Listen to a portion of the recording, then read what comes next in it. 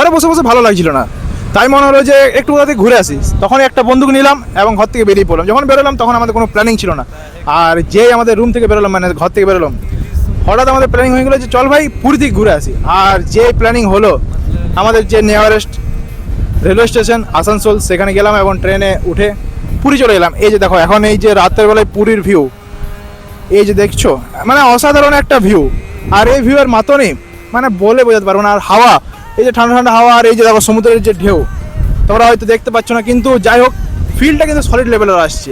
আর তোমাদেরকে আমি বলতে চাই, ঘরে বসে থেকে কোনো লাভ নেই, ঘোরার ইচ্ছা আছে ঘুরতে বেরিয়ে যাও এবং আমাদের মতন ছোটোখাটো প্ল্যানিং করো, হঠাৎ প্ল্যানিং করো আর ঘুরে এসো।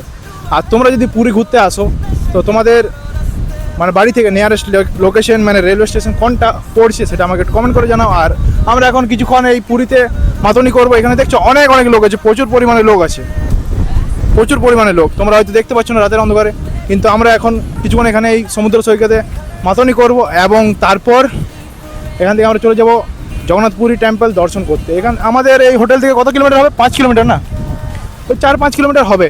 তো যাই হোক এখন কিছুক্ষণ আমরা এখানে মাতনি করবো, তারপর চলে যাবো দর্শন করতে। তো তোমরাও কবে পুরী আসছো বা আদার্স কোনো জায়গায় ঘুরতে যাচ্ছ সেটা আমাকে কমেন্ট করে বলবে। এখন আমরা একটু মাতনি করি, চলো টাটা।